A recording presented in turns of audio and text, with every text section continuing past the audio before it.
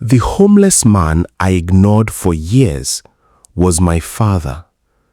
And the worst part, he recognized me long before I recognized him. Same street, same corner, same man, same mistake. Every single day, I walked past him like he didn't exist until the day he spoke and everything changed.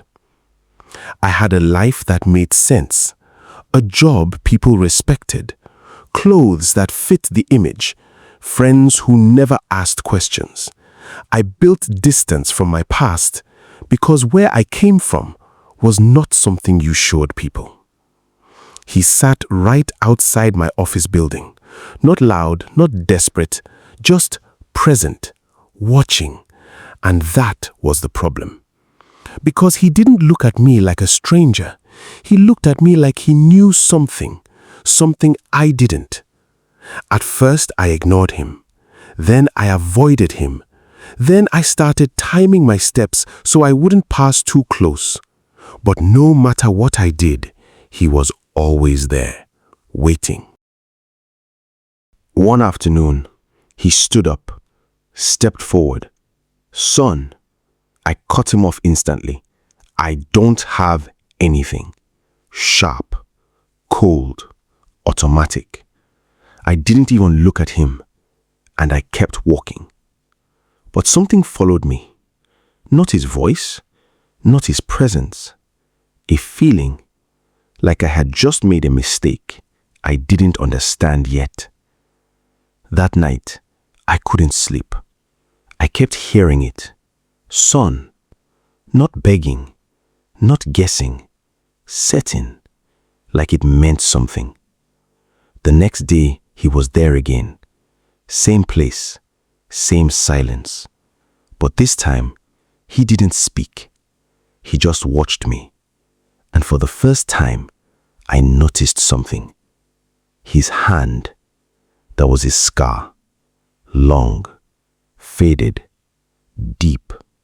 My chest tightened because I had seen that scar before. Not on him, on a memory. When I was a child, I asked my mother about my father. She never liked that question. But once, just once, she said he had a scar on his wrist from fixing machines. I remember asking, "Where is he now?" She said, "Gone." No. I shook my head. That was impossible. This man, this homeless man, could not be him. I laughed it off, walked faster, refused to look back. But I did. Just once. And he was still watching me. Now, everything felt different. His silence, his eyes, the way he never begged others, like he tried with me. It wasn't random anymore. It was intentional. And that scared me. Days passed, then weeks, and something changed. He stopped trying. No more son, no more reaching out. He just sat there, watching me walk past him, like he had accepted something. And somehow, that hurt more. Then came the rain. Not normal rain. Heavy. Relentless. The kind that makes people run. Cars splashing water, people shouting, everyone rushing for shelter. Except him. He stayed there, soaked, shivering, still, like he didn't care anymore. And I stood across the street, watching him for the first time. Something in me broke. Or maybe something finally woke up. Because without thinking, I crossed the street. Step by step. Slow, heavy. Like I was walking towards something that would change everything. "Why do you keep looking at me?" I asked. He looked up, straight into my eyes. No hesitation, no fear, just pain. "I wasn't sure," he said. A pause. "If it was really you." My throat went dry. "What do you mean?" His hands trembled. "I've been looking for you. For a long time." Silence. Heavy. Unavoidable. "Who are you?" I whispered. He took a breath. Struggled. Then said, "My name," a pause, "is the one your mother told you to forget." Everything stopped. The rain. The noise. The world.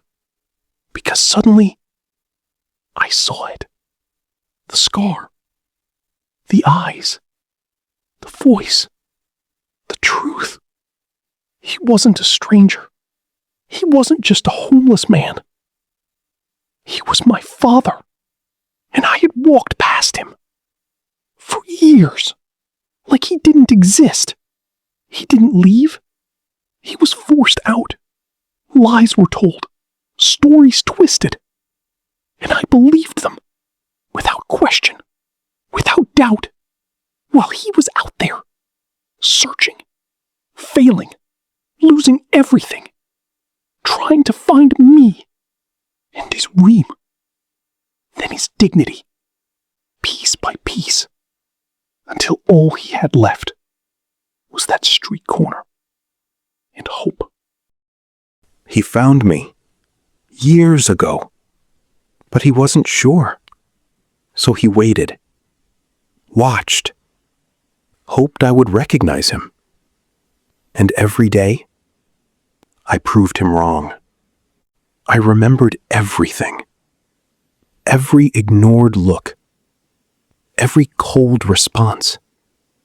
Every moment I chose comfort over connection. And it hit me. He didn't lose me. I rejected him. I stepped closer, then stopped. Because I didn't deserve to. Not after everything. But he didn't move away. He just waited.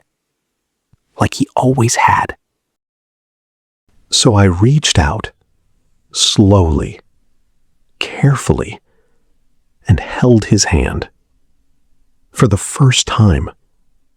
As a man. Not a child. "I'm sorry," I said. My voice broke. Again and again. Because those words meant nothing compared to what I had done. He didn't get angry. Didn't shout. Didn't blame me.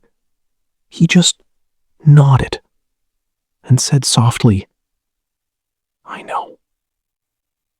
I helped him up, walked him away from that corner.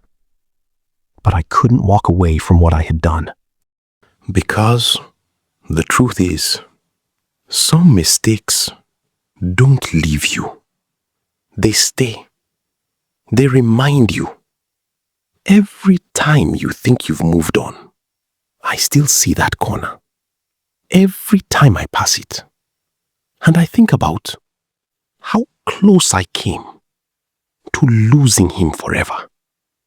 Not because he disappeared, but because I refused to see him. I walked past my own father like he was nothing. Tell me, would you have stopped? Or would you have kept walking? Comment below and subscribe to Tales of Africa Studio. Because sometimes the truth isn't hidden. You just choose not to see it.